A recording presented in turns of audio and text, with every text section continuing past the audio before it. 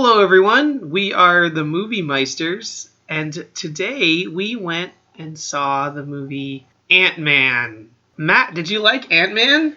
No. Oh. Ant-Man is about a cat burglar played by Paul Rudd who meets an old man who tells him that he's going to be his mentor now and that he has to wear a superhero suit and fight a villain who has a similar suit. Paul Rudd agrees to this and then does what the old man tells him to do for the remainder of the movie. There's Mexican people in it to appeal to people. Female lead is in the movie, and she says, "Hello, I'm a woman. I'm going to be your love interest now." And Paul Rudd says, "Well, all right." And throughout the movie, there are jokes. Aren't there, Matt? There are many jokes throughout this movie. Yeah. This is the 12th movie in this Marvel Cinematic Universe thing, and it's the origin story of Ant-Man, but not the typical Ant-Man that you know. It's the second Ant-Man, or third, or fourth, or whatever. Grant, why don't you start us off? You saw this before Matt and I did, so... I really like Paul Rudd as an actor and as a comedian, and I really was excited that he was cast in this movie. I think he did a really good job with the material that was given to him, and I'm looking forward to seeing him in future movies. But I feel that this particular movie was a little bit diluted, and it wasn't all that perhaps it could have been. I really didn't care for all the frequent references to the remainder of the series. I thought the movie would have worked better as a standalone film in a similar way that the Iron Man movie did. Yeah, I agree with you there.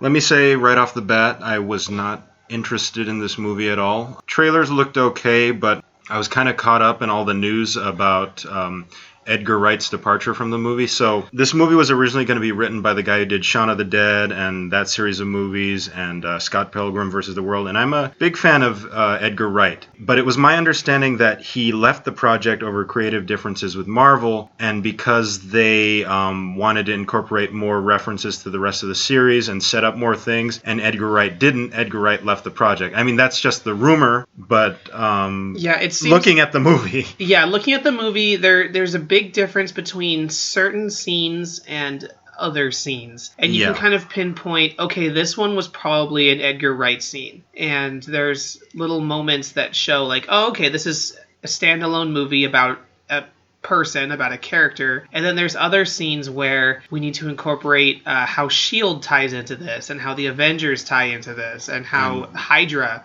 ties into this. And we have a very specific one that we need to talk about. But Matt, your expectations of this movie and your general thoughts.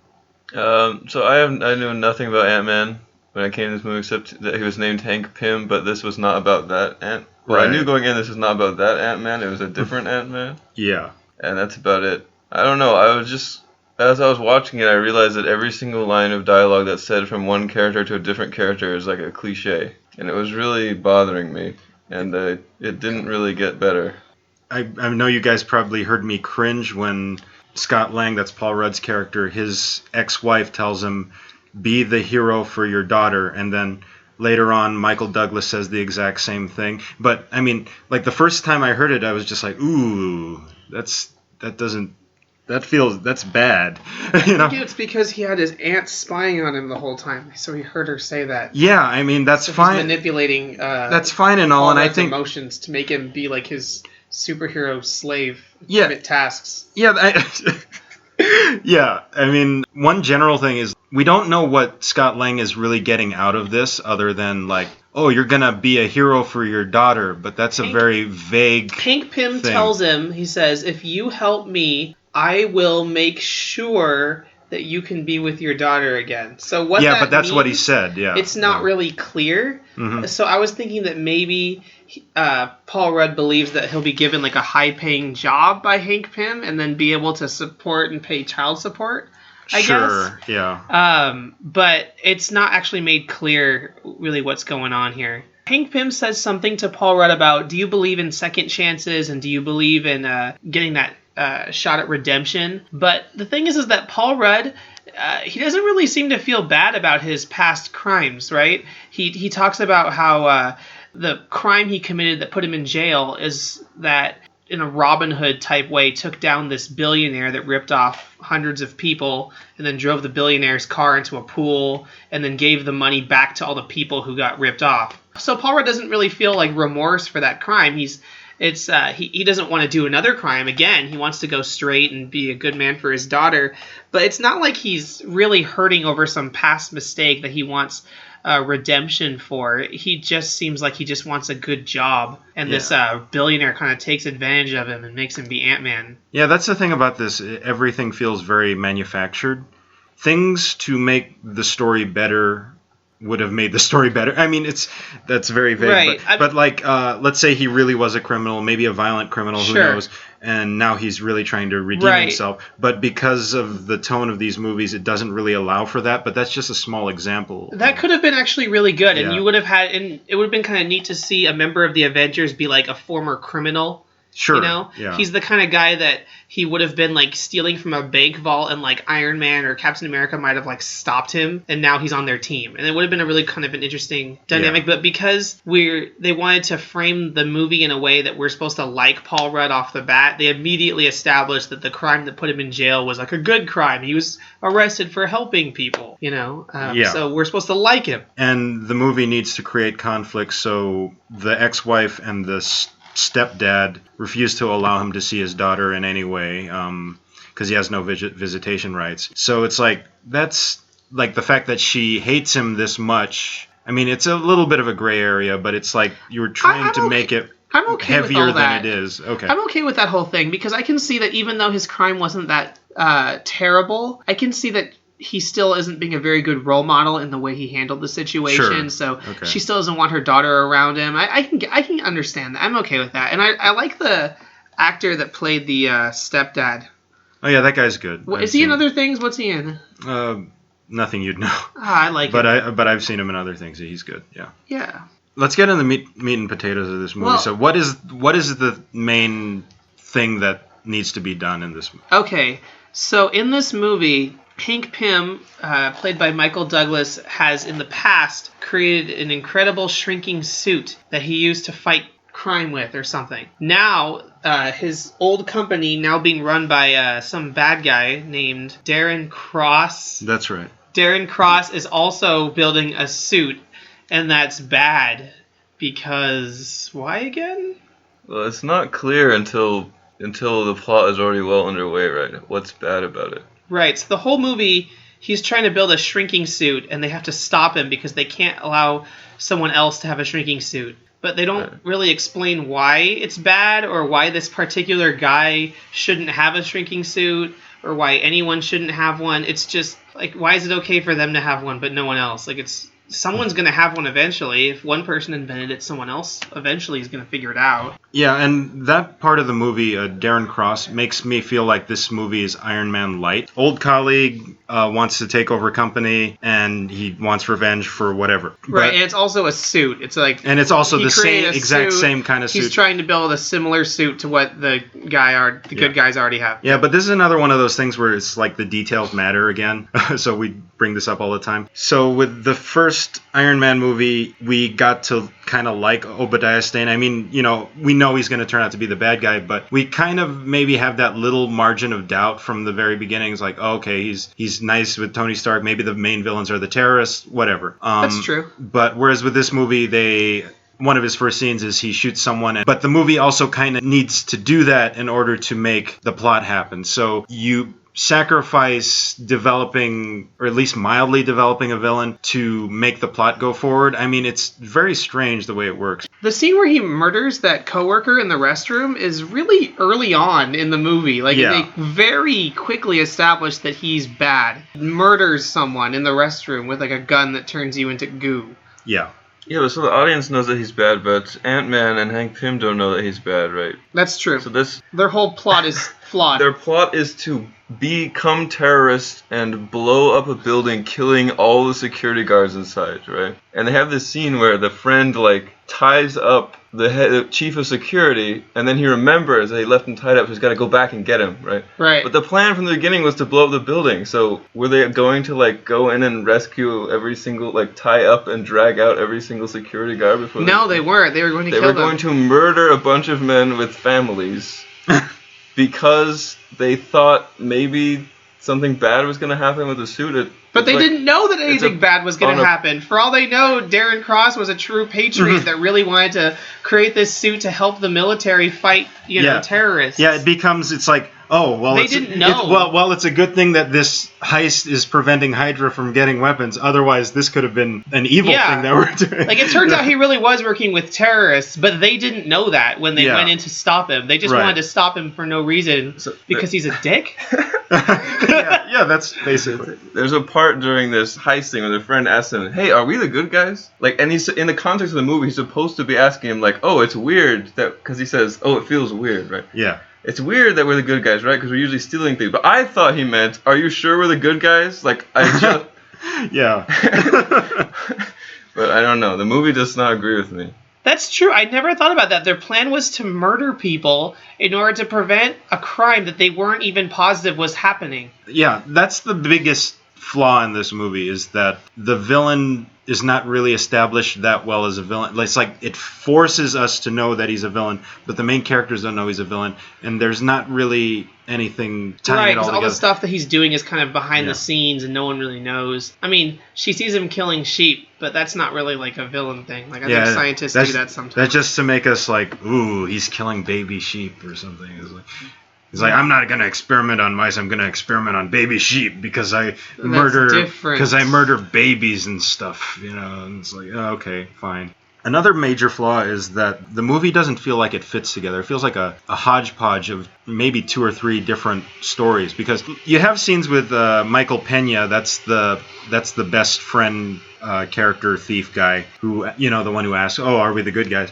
He constantly has these stories where it's him narrating and the characters are talking like him. And it seems like, oh, that's kind of a thing that would be in a parody movie, whereas other scenes are about a father telling a daughter about how her mother died. And it's like, those things don't belong in the same movie, I agree. I think the focus on that actor and that character were misplaced. It didn't feel like it belonged so much. It definitely makes sense that he would have to live with some friend of his in his apartment right after getting out of jail, and that maybe that friend of his would provide him with the information that led him to finding the Ant-Man suit with the heist and stuff. And sure, you have to establish the members of the heist beforehand. Right, but I don't think he needed to be such a focus in that, like, we're supposed to really like him and really think he's funny. Yeah. Like, I don't really think it was necessary. What did you think about that, Matt? I don't know. I didn't like any of the characters at all.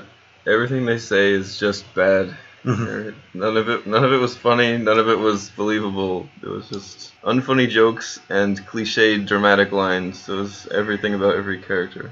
Did you feel like at a certain point, like, Paul Rudd, like, didn't really even have a character? Like, he was just doing whatever Hank Pym wanted him to? Yes. Yeah. Like, I felt like everybody was like that. Like, oh man, this line was in the trailer, which should have been like a warning, right? When she's like, "Oh, I'm gonna teach you how to punch." "Oh yeah, you're gonna teach me how to punch." And then she punches him in the face and says, "That's how you punch." Mm-hmm. Or what about the joke where his friend says that he's not scared of anything and to go ahead and demonstrate the suit. And then he demonstrates what the suit can do, at which point his friend screams and runs out of the room. That's the joke. Yeah, you were whispering to me in the theater. It's like, guess what's going to happen next, Kenneth? I'm not scared of anything. What a great joke that was for the whole family. Oh man. It's scenes that don't fit together, and I don't know, maybe we should talk about this big pet peeve. I know you really want to talk about this, Grant. The appearance of Falcon in this movie, because the movie needs to establish that it's in the same universe. Yeah.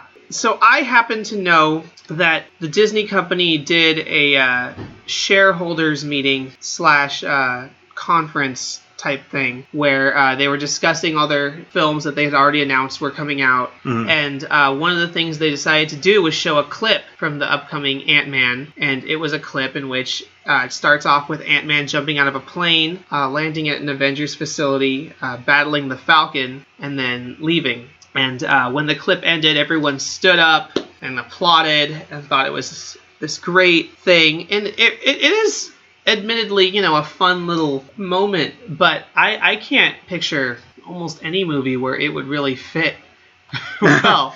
It was just this thing that they decided to do to kind of show, the shareholders like the stability of the franchise / give a little, you can't even call it a little wink to the fans because it's a whole scene.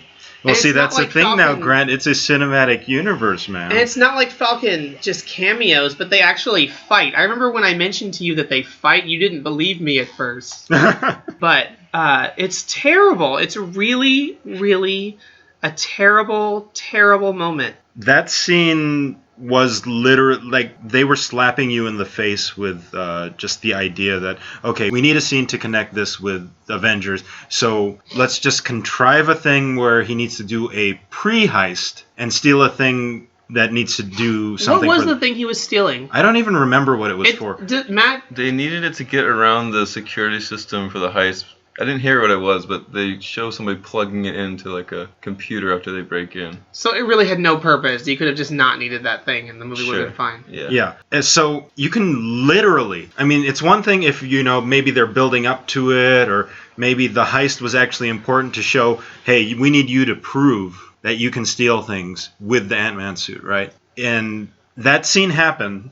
And I remember asking you in the theater, it's like, did he get the thing or not? I don't even know. Because that scene was just the fight against the Falcon. And then it ends. And it's like, oh, well, that was it then. It's really odd. And it was weird that, because it's not like Hank Pym set him in there to test it. Hank Pym actually told him to get out of there and not fight the Falcon. But he did it anyway? Yeah, that happened, and... Yeah, it was really awful. I don't know how else to say it, but it doesn't belong in the movie, and it's distracting to what we were watching. I'm getting more and more cynical with these Marvel movies, and the thing is, I kind of started cynical with all the quote-unquote Phase 1 movies setting up stuff. See, I feel like my ideal formula for a cinematic universe, because I do like a cinematic universe. I like continuity. I feel like each superhero should be given an opportunity to have a standalone adventure film. Because in the 1960s, when these characters were being created, they weren't being created for the sole purpose of an Avengers comic eventually being created. They were created because they wanted to make different superhero stories and sell different books, right? Right. So each one, ideally,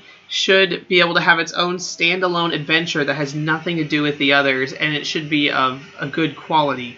Then, the Avengers later, they decided to take their, at that time, 5 most well-known characters, and they put them together, and That's what they did. So I think we should look at it the same way. I think the only movie that I could really show someone in complete isolation would probably be, Iron Man. Yeah, probably true.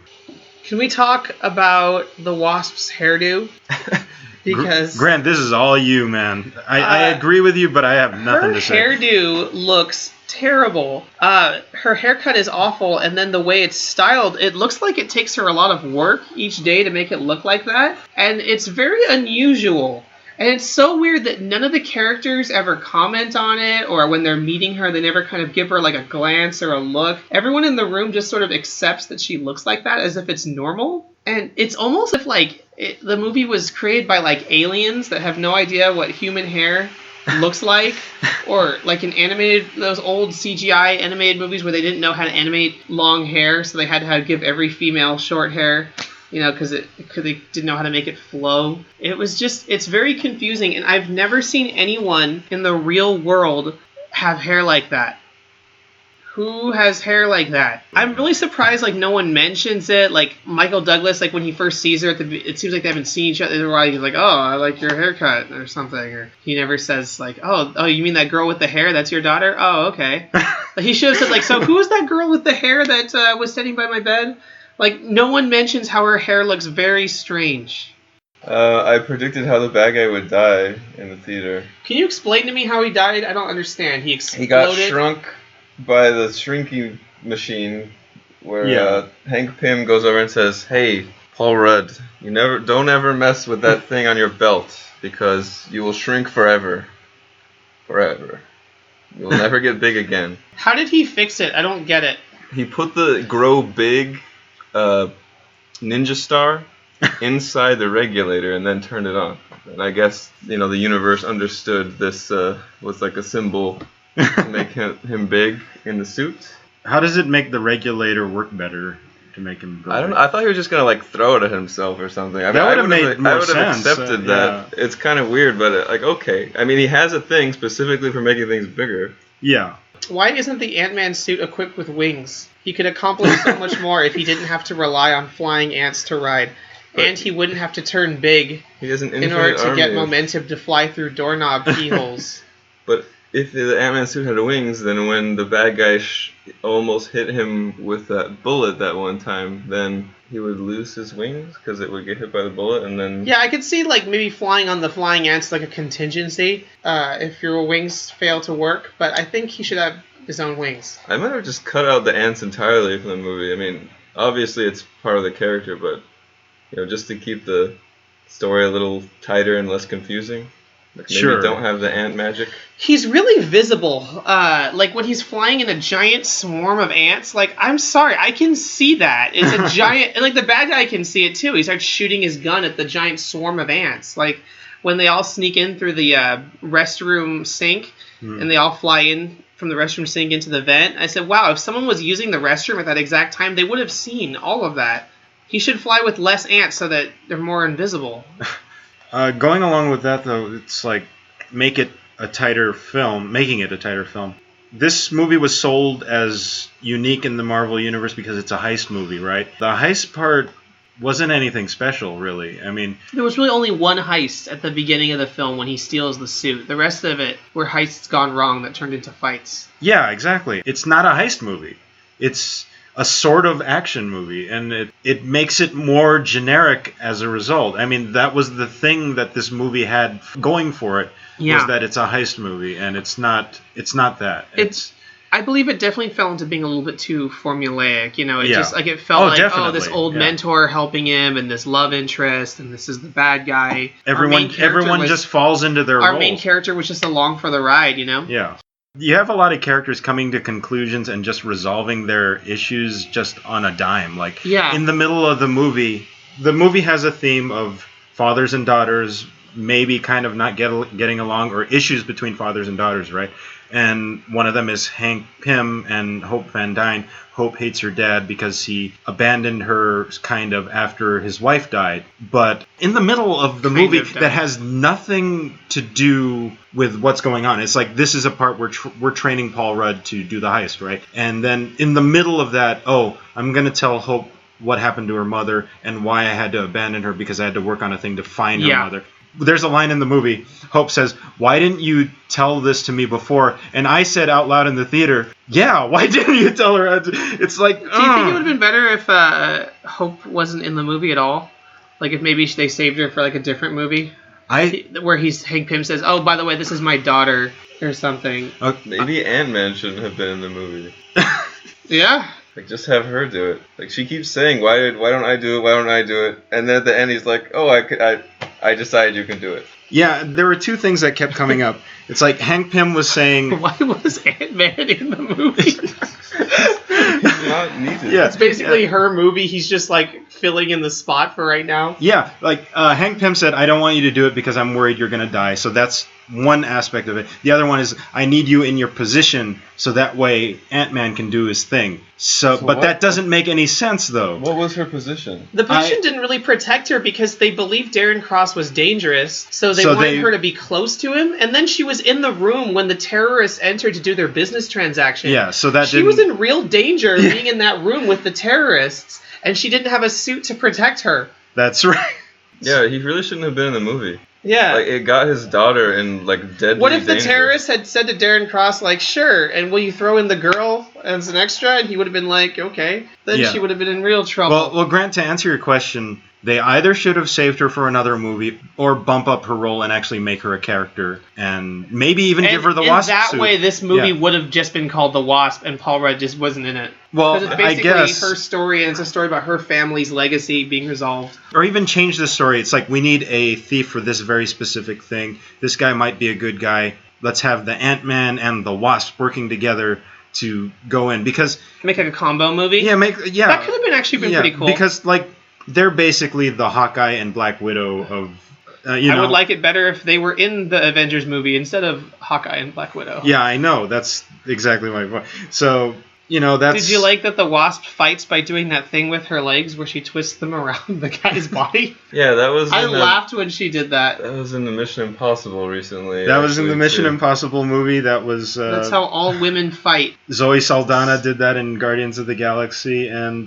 Black Widow does that all the time. Just jump on a guy, put your crotch right in his face, and then like twist around, I guess. Yeah. And he falls on the ground, and then you land on your feet somehow. Yeah. Right. Like a cool ninja pose. Yeah, that's the that's a move that everyone does. All now, women do it. Yeah. All right. So we are being negative, rightfully so, about this movie. But I want to talk about some of the good things in the movie. Yeah, let's do that. For me, I didn't buy the story at all. It's because of the way it was told. It's not even exactly a bad story per se. It's just the story. The way it's done is not very good. But the things I liked in the movie are actually the Ant-Man stuff, like the effects to make him small, the innovative way, like when he gets from large to small, it looks pretty cool. And there's some neat techniques, like he gets large again, or he jumps over a gun, and those are all fun things. And that's when you're going to go see a movie called Ant-Man, you want to go in and enjoy those little scenes where a tiny little man is going in and fighting crime. The movie needed more of that. It's a silly little idea, but I paid to see that silly idea, and I enjoyed the moments where that was happening. There was a part I liked where he's going through a pipe on a raft of ants, and he's approaching what is to him like a waterfall. Right? And just as he goes over, one little ant comes up out of the raft and like grabs him by the shoulder to like brace him so that he doesn't fall over. I like that. That was the only thing you liked in the movie? Yeah. I like that part. What else did you like, Matt? I mean, I like the Thomas the Tank Engine joke when it was in the trailer, but I was kind of sad to see that they did it in the movie and then put like a soft punchline version of it where they also throw the Thomas the Tank Engine and it kind of lands softly because it's a children's toy. So they're like, oh, that was a good joke, right? Here it is again. The audience we saw was really weird. They really loved some jokes. Like when the tank engine lands softly the second time, they all like laughed and exploded. But then when Thomas Tank Engine becomes big and lands outside the house, they didn't laugh at all. I thought that was very strange. One positive I have, young version of Hank Pym looked really good. It looked exactly like young Michael Douglas. Yeah. Yeah, it did. I liked Yellow Jacket. I thought the way he looked was pretty cool. And I really liked all the scenes at the end where the two of them are fighting. Yeah. I thought that was pretty good. This is another one where it's like we can't really fault the actors for what they were doing because they're all good actors. I can't say that any of the actors were bad in this movie. Yeah, they all did exactly what they were supposed to do. Yeah. Yeah. And I like that, unlike Green Lantern, when he goes to the birthday party at the beginning of the movie, like the kid comes back at the end and is involved in the movie. Yeah, this movie reminded me a lot. It reminded me a lot of Green Lantern. Like, it was better because to be responsible. Instead of just saying that he's reckless, he's like has been in jail and stuff. Yeah. And it wasn't like an unfinished movie edited together to make a facsimile of a movie. That's true. It felt like the fixed version of Green Lantern, which is probably not that good. Yeah. Yeah. I like that Ant-Man fights the bad Ant-Man. It reminded me of when Iron Man fought the bad Iron Man. Or when Hulk fought the bad Hulk. Or when Captain America fights the bad Captain America. Or when Thor fights bad Thor.